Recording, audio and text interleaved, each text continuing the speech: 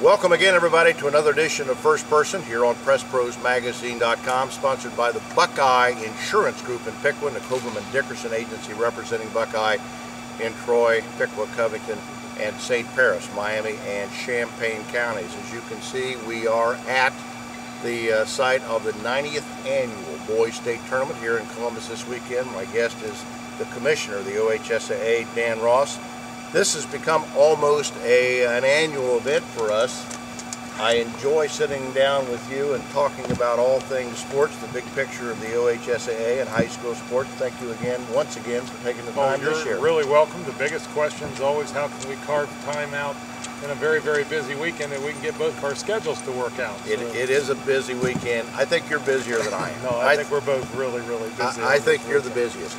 We're going to take a few extra minutes this week with the commissioner because there are so many topics to talk about. But first and foremost, when we get together like this, I always like to kind of get a state of the union of the OHSAA, of Ohio sports in general. I know there's a lot of issues on the table, but I'd like to have your take on some of the things like competitive balance. I know that was voted down last year, but it's still a very hot topic. It's still a very poignant topic.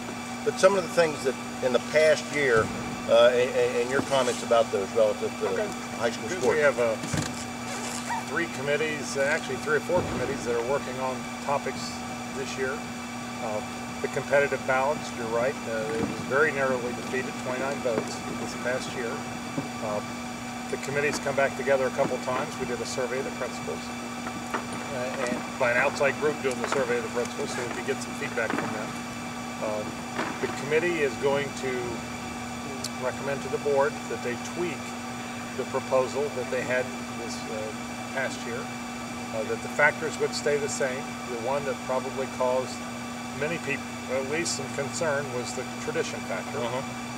And the tweak is going to be with the tradition factor because there was a concern that if you had a good class come through, then you'd be penalized. Well, the tradition factor and the tweak that the committee is recommending to the board is that a longer period of time, you have to qualify in either the regionals or the state 4 out of 8 years, the last 8 years, in order for there to be any kind of a kick-in with the tradition factor. So that would take out that you had one good class come through.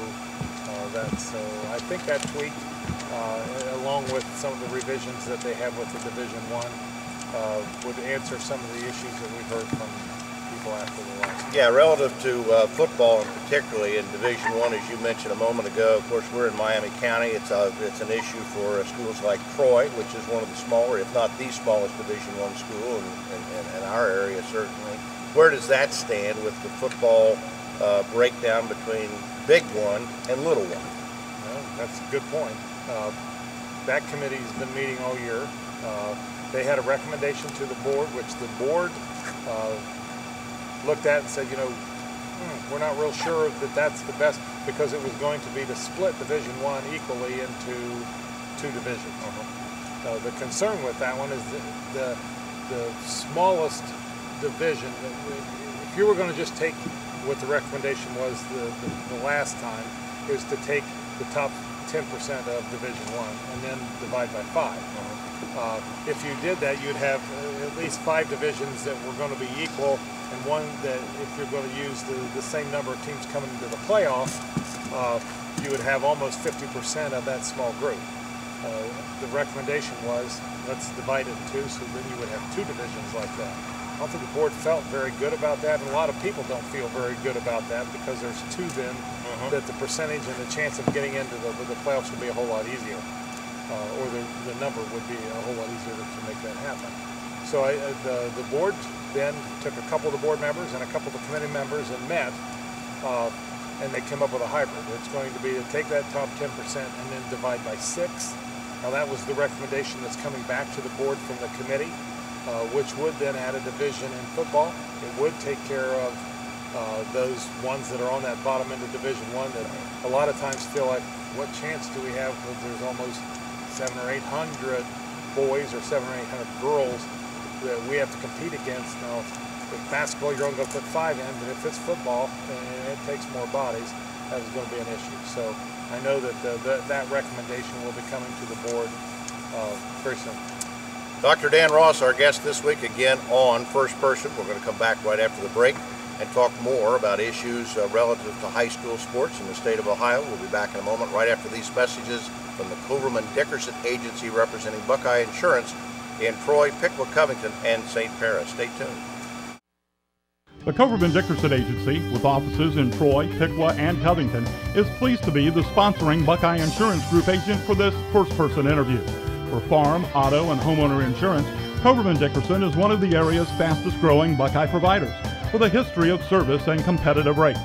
And we're also an outstanding source of coverage for families with young drivers. For farm, auto, and home policies, call the Coverman Dickerson Agency, proud to represent Buckeye Insurance Group. Once again, we welcome you back to this week's First Person from the Schottenstein Center. I want you to share how early we got up to do this morning. You're talking about a working man's commissioner on my right. The sun's not up yet, and we're doing this. That's true. I'm impressed. Well, you're up early also. I'm usually a very early riser, so I usually am up and at 'em pretty early. Only because you said if you want to do this, you better be up at 6. Well, that was the only time that we had. As we sat here today, you know, the first day of the tournament was yesterday, and I know it had to disappoint you a little bit to look up and see a few empty seats here yesterday. In fact, you know, a lot of empty seats for some of the games, and relative to the fact of the economy and the impact of the economy on all segments of our culture right now.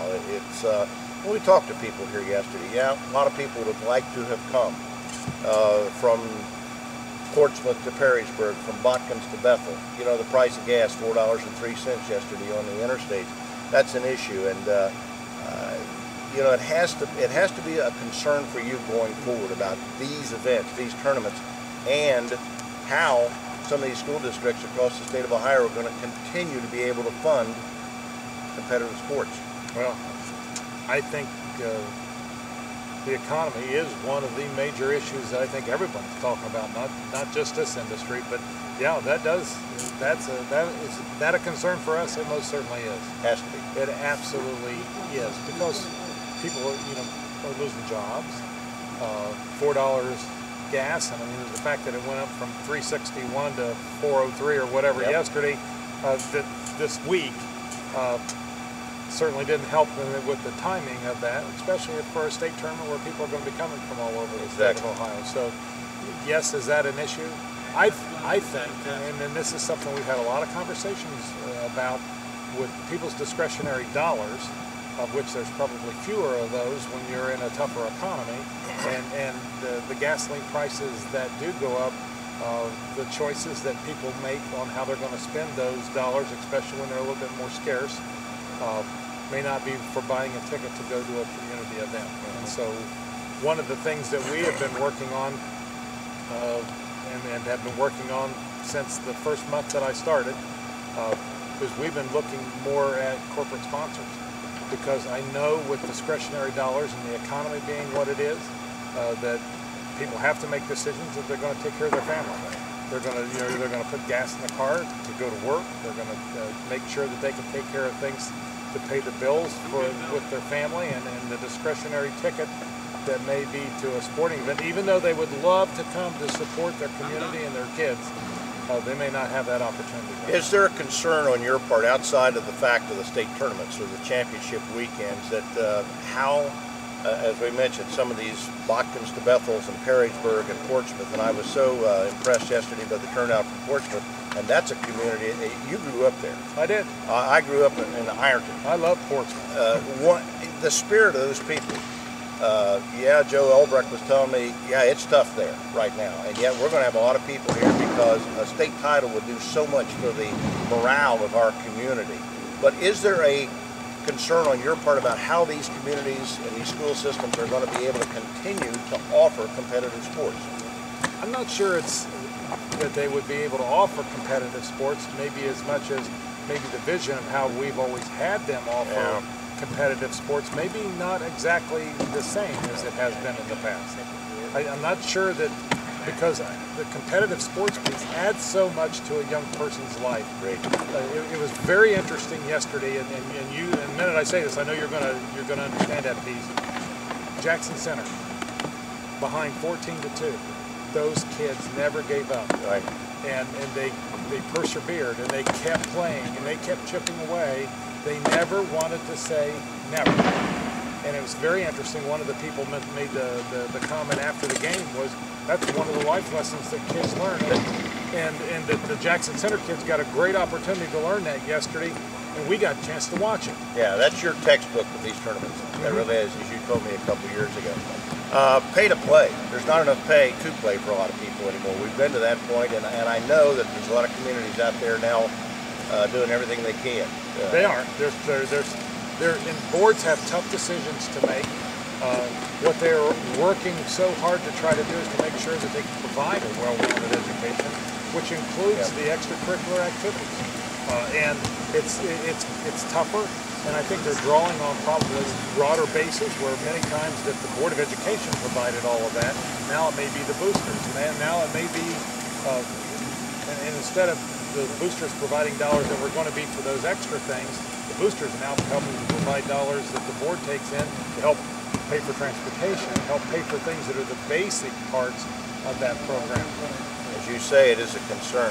We offered an opportunity for a couple of people that are regulars on Press Pros to send a question along for you, and there's a good friend and a faithful reader down in the southern part of the state who wanted me to ask, you know, we talk about kids need to play more, they need to play less, they need time for their family, they need to do this. You know, there's no consensus on what's best for kids. But this particular reader wanted me to ask you, really, when you consider all the criticisms about what kids do with their time now, what is best for kids? Should they play more? Should they have more time off in the summer, between seasons, downtime? You know what they always say, a kid with nothing to do is a kid headed for trouble. Devil's workshop. And I don't mind is the devil's workshop. That's what my mother used to tell me. What is best for kids from the commission? Well, I'm going to tell you, this is my opinion. I think the first part of that is that you have to ask, what's the goal for your child? True. Because if you believe the goal for your child is that you're going to get a Division I scholarship, the answer to this question is going to be completely different. Now, I know the numbers about that. There's only going to be 1% of the kids are going to get a Division I scholarship, so that window is very, very narrow. So I'm not going to answer it for that piece, because I believe that even though I think there's a lot of expectations on the part of parents, that they believe that their child is that 1 out of 100, there are so few kids that are going to get Division I scholarships.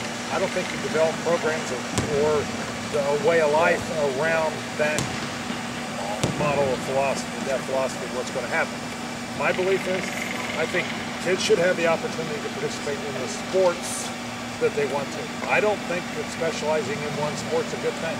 I think most doctors will tell you, and I was reading a research study that was talking about female athletes, that they're having so many knee problems, and most of those knee problems that they're attributing to the young lady's only playing volleyball, or she's only playing basketball, and only using one set of muscles that develop a youngster that way.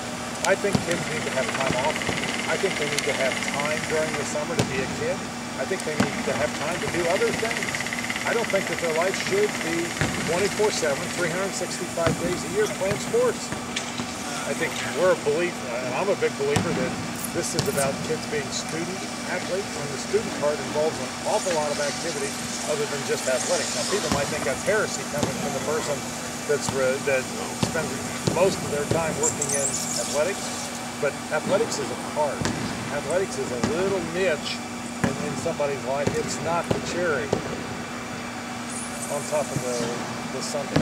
You mentioned a moment ago the Jackson Center victory here yesterday. Very impressive, a wonderful basketball game. Great game. As you say, a wonderful life lesson. I used to refer to this as one of the crown jewels of the OHSAA, and certainly it is, because it's a great event.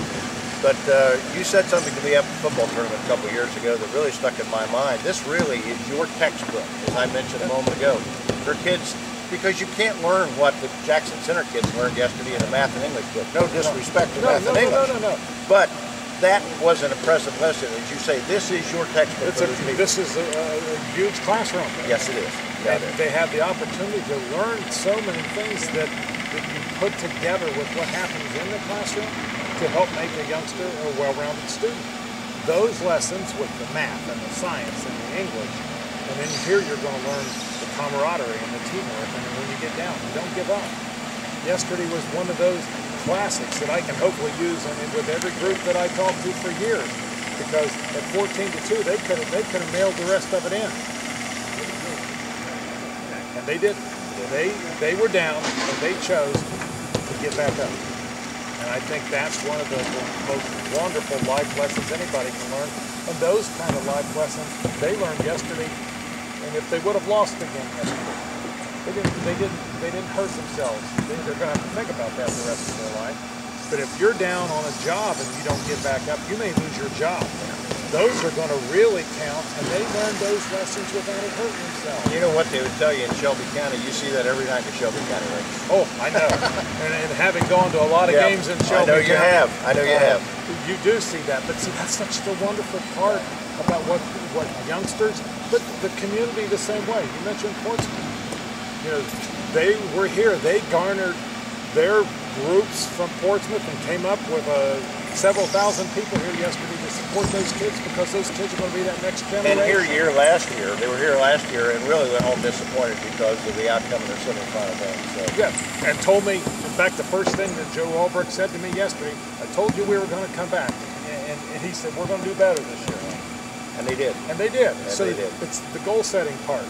And they put that in the kids' head on the bus ride home last year. They said, okay, now you've learned, you've been there, next year we're going to come back and we're going to do better. And they did. And it's that goal setting and achieving those goals, those wonderful things that kids learn from being involved in extracurricular activities.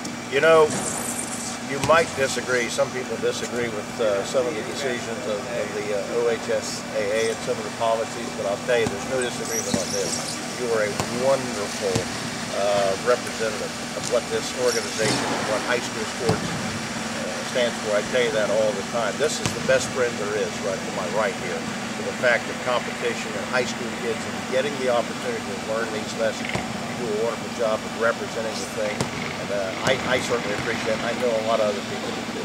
Well, I think I'm a representative of kids. I'm an advocate for kids because I honestly believe this part of what happens in a kid's life will help make them better kids. It's going to make it keeps that idle time down, but it's going to make them better citizens when they come back to those communities in Shelby County. From their involvement in these kind of activities, they're going to be stronger citizens. Pride of Portsmouth, Ohio, right? I don't know about that. I love Portsmouth. Dr. Dan Ross, thanks so much for sharing your time again here and a little extra time this week on First Person. From the Schottenstein Center at Ohio State University, again, the 90th annual Boys State Basketball Tournament here in Columbus this weekend. That wraps up this week's edition. Again, sponsored by the Buckeye Insurance Group in Piqua and the Coverman-Dickerson Agency in Troy, Piqua, Covington, and Champaign County. Come over and pay us a visit. I will do that. I will do that. I love Shelby County. It's a great place. Always love to have you. Dr. Dan Ross. Join us again next time. Thanks for your support of Press Pros Magazine and high school sports here on First Person. If you are looking for quality insurance protection from a reliable company, sold by professionals in communities like yours, that's what you'll get from Buckeye Insurance Group. Buckeye Insurance Group, insuring the heartland. To find your local Buckeye agent, visit buckeye-ins.com. Buckeye Insurance Group, insuring the heartland. Insuring the heartland.